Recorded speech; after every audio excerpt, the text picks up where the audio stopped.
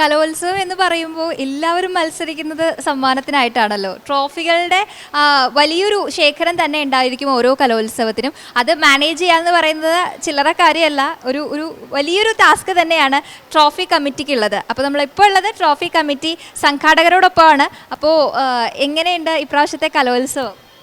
വളരെ സന്തോഷത്തോടു കൂടിയിട്ടാണ് ഞങ്ങളിത് നോക്കിക്കാണുന്നത്. തൃശ്ശൂർ റവന്യൂ ജില്ലാ കേരള സ്കൂൾ കലോത്സവം ഇരിങ്ങാലക്കുടയിലേക്ക് വന്നപ്പോൾ അതുമായി ബന്ധപ്പെട്ട് ട്രോഫി കമ്മിറ്റിയാണ്, കേരള അറബിക് മുൻഷിയസ് അസോസിയേഷനാണ് ഇത് ഏറ്റെടുത്തിട്ടുള്ളത്. അപ്പോൾ അന്ന് മുതൽ തന്നെ ട്രോഫികൾ കളക്ട് ചെയ്യലും ഓവറോൾ ട്രോഫികൾ സംഘടിപ്പിക്കലും വലിയൊരു ടാസ്ക് തന്നെയായിരുന്നു.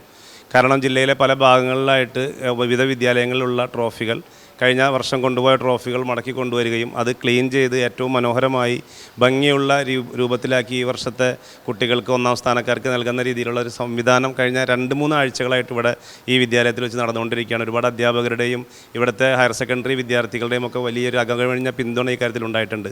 അതോടൊപ്പം തന്നെ ഈ മത്സരത്തിൽ പങ്കെടുത്ത് വിജയിച്ചു പോകുന്ന ഒന്നാം സ്ഥാനം കിട്ടുന്ന കുട്ടികൾക്ക് അവരുടെ വീട്ടിലേക്ക് കൊണ്ടുപോകാൻ ഒരു ട്രോഫി, ഒരു ഇൻഡിവിജ്വൽ ട്രോഫി കൂടെ നമ്മളിവിടെ സ്പോൺസർഷിപ്പിലൂടെ കണ്ടെത്തി നൽകിയിട്ടുണ്ട്. അപ്പോൾ അതൊക്കെ വലിയ സന്തോഷമാണ്. ഏകദേശം 1000 കുട്ടികളാണ് ഒന്നാം സ്ഥാനക്കാരായി ഈ കലോത്സവത്തിൽ മാറാൻ പോകുന്നത്. അതോടൊപ്പം തന്നെ നമുക്ക് അഭിമാനത്തോടു കൂടെ പറയാൻ കഴിയുന്നത് കേരളത്തിലെ 14 ജില്ലകളിൽ ജില്ലാ കലോത്സവം നടക്കുന്നുണ്ടെങ്കിലും സ്വർണ്ണക്കപ്പുള്ള ജില്ല തൃശ്ശൂർ ജില്ല മാത്രമാണ്. ടി എൻ പ്രതാപൻ, മുൻ MP ടി എൻ പ്രതാപൻ ചെയർമാനായിട്ടുള്ള സ്നേഹപൂർവ്വം ചാരിറ്റബിൾ ട്രസ്റ്റാണ് 117.5 ഗ്രാം തൂക്കമുള്ള സ്വർണ്ണക്കപ്പ് നമ്മുടെ തൃശ്ശൂർ റവന്യൂ ജില്ലയ്ക്ക് സമ്മാനിച്ചത്. ആ ഒരു സന്തോഷം കൂടെ നമ്മൾ പങ്കുവെക്കുകയാണ്. ഈ വർഷം അത് ആർക്ക് കിട്ടുമെന്ന് നോക്കി കാണാനുള്ള ആകാംക്ഷയിലാണ് ഞങ്ങളൊക്കെ ഉള്ളത്. നമ്മൾ ട്രോഫി ദിവസവും കുട്ടികൾക്ക് മത്സരം കഴിഞ്ഞ് വിജയികളാവുന്നവർക്ക് ദിവസേന ട്രോഫികൾ കൊടുക്കുന്നുണ്ട് അല്ലേ? തീർച്ചയായിട്ടും. ഈ റിസൾട്ട് സൈറ്റിൽ വന്നു കഴിഞ്ഞാൽ ഉടനെ തന്നെ നമ്മൾ അത് ഡിസ്ട്രിബ്യൂട്ട് ചെയ്യുന്നതാണ്. മോഡൽ വോയിസിൽ വെച്ചിട്ട് ഇവിടെ ട്രോഫി കമ്മിറ്റി ഇവിടെ തന്നെ ട്രോഫിയൊക്കെ പവലിയനിൽ ഒരുക്കിയിട്ടുണ്ട്, ഇവിടെ വെച്ച് കൊടുക്കുന്നുണ്ട് അല്ലേ? ഇവിടെ വെച്ച് പവലിയനിൽ വെച്ച് നമ്മൾ കൊടുക്കുന്നുണ്ട്. അഗ്രിഗേറ്റ് ട്രോഫികൾ മാത്രം നമ്മൾ സ്റ്റേജിൽ വെച്ച് കൊടുക്കുന്നുള്ളൂ. സമാപന സമ്മേളനത്തിൽ കൊടുക്കും അല്ലേ? സാറിൻ്റെ പേര്? അമൽ വഹാബ്. വലിയൊരു ടീം തന്നെ ഉണ്ട് ഇതിന് പിന്നിൽ പ്രവർത്തിക്കുന്നവർ. എങ്കിലും നമ്മുടെ ഈ ഒരു ട്രോഫി കൊടുക്കുക എന്ന് പറയുന്നത് കൃത്യമായിട്ട് അവർക്ക് നൽകുക, അതുപോലെ തന്നെ മുൻപ് സമ്മാനം വാങ്ങിച്ചവരുടെ കയ്യിൽ നിന്ന് തിരിച്ചെടുക്കുക, ഇങ്ങനെ ഒരു വലിയൊരു പരിപാടി തന്നെ ഇതിന് പിന്നിൽ നടക്കുന്നുണ്ടല്ലോ. എങ്ങനെയുണ്ടായിരുന്നു മൊത്തത്തിൽ ഈ പ്രാവശ്യത്തെ ട്രോഫി കമ്മിറ്റിയുടെ പ്രവർത്തനവും അതുപോലെ കലോത്സവവും? ഞാനിവിടുത്തെ പ്രിൻസിപ്പളാണ്.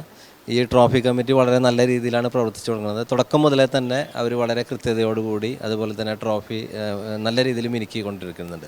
എനിക്ക് തോന്നുന്നു ഗവൺമെൻറ് മോഡൽ ബോയ്സിലേക്ക് കടന്നു വരുന്ന ആൾക്കാർക്ക് ഏറ്റവും ആകർഷകമായ രീതിയിലാണ് ഈ ട്രോഫി ഒരുക്കിയിരിക്കുന്നതും അതുപോലെ തന്നെ സ്റ്റേജും പന്തലും. അപ്പോൾ വരുന്നവർക്ക് കണ്ണിന് വളരെ ആനന്ദകരമായ രീതിയിലാണ് ഒരുക്കിയിരിക്കുന്നത്. അത് മാത്രമല്ല റിസൾട്ട് വരുന്ന മുറയ്ക്ക് തന്നെ ഓരോ കുട്ടികളെയും അതേപോലെ തന്നെ ഗസ്റ്റിനെയും വിളിച്ചുകൊണ്ട് എല്ലാ കുട്ടികളെയും ആദരിച്ച് അവർക്ക് ഇൻഡിവിജ്വൽ ട്രോഫി കൊടുക്കുന്ന ഒരു മാതൃകയാണ് കാണുന്നത്. അതുകൊണ്ട് അവർക്ക് ആ ഫോട്ടോ എടുക്കലും അവർക്ക് ഫേസ്ബുക്കിൽ ഇടാനും അവർക്ക് അഭിനന്ദനങ്ങൾ കൊടുക്കാനും ഒരു പ്രത്യേക താല്പര്യം ഈ ട്രോഫി കമ്മിറ്റി കാണുന്നുണ്ട്. ഞാൻ ആദ്യമായിട്ടാണ് ഇവിടെ പ്രിൻസിപ്പളായിട്ട് ഞാൻ 3 വർഷമായിട്ടുള്ളൂ. ആദ്യമായിട്ടാണ് ഒരു ജില്ലാ മത്സരം ഇവിടെ നടക്കുന്നത്. അപ്പോൾ അതിൻ്റെ ഭാഗമായി മാറാൻ കഴിഞ്ഞാൽ എനിക്ക് വളരെയധികം സന്തോഷമുണ്ട്. ഇവരുടെ പ്രവർത്തനങ്ങളും വളരെ മഹനീയമാണ്.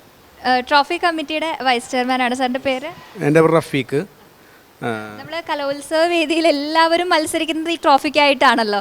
അപ്പോൾ അങ്ങനെ വിജയികളായിട്ട് എത്തുന്ന 1ാം സ്ഥാനം, 2ാം സ്ഥാനം, 3ാം സ്ഥാനത്തിനും ട്രോഫി കൊടുക്കുന്നുണ്ട്. എങ്ങനെയാണ്? ഓക്കെ.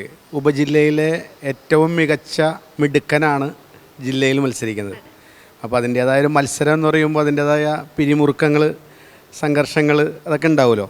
അങ്ങനെ വരുന്ന കുട്ടിക്ക് ഏറ്റവും സന്തോഷത്തോടു കൂടി നല്ല ഒരു സ്വീകരണം കൊടുത്ത് അവനെ സന്തോഷിപ്പിച്ച് ട്രോഫി കൊടുത്ത് അയക്കുക എന്നുള്ള ഒരു മഹനീയമായ കർത്തവ്യമാണ് ട്രോഫി കമ്മിറ്റി ഇവിടെ നിർവഹിക്കുന്നത്. ട്രോഫി കമ്മിറ്റി എന്ന് പറയുന്നത് ഏറ്റവും വളരെ ആകർഷണീയമായിട്ട് ഞങ്ങൾക്കത് ഒരുക്കാൻ കഴിഞ്ഞിട്ടുണ്ട്. ഞങ്ങളുടെ സബ് ജില്ലാ മത്സരങ്ങൾക്ക് ശേഷം കിട്ടിയ ഒരു കുറച്ച് സമയപരിമിതി ഇതിനകത്ത് പ്രയാസങ്ങൾ നേരിട്ടിട്ടുണ്ടെങ്കിൽ പോലും ഓവർ ടൈം നിന്നുകൊണ്ട് ഞങ്ങളൊരു ടീമായിട്ട് നിന്നുകൊണ്ട് ഇരിഞ്ഞാലക്കുട നമ്മുടെ സംഘടനയുടെ സംസ്ഥാന ജില്ലാ നേതൃത്വത്തിൻ്റെ നിർദ്ദേശങ്ങൾ പാലിച്ചുകൊണ്ട് ഇവരുടെ എല്ലാവരുടെയും സഹകരണത്തോടെ, പ്രത്യേകിച്ച് ഗവൺമെൻറ് ബോയ്സിലെ പ്രിൻസിപ്പിൾ അവരുടെ ടീം വളരെ വലിയ സപ്പോർട്ടാണ് ഞങ്ങൾക്ക് നൽകിയിട്ടുള്ളത്.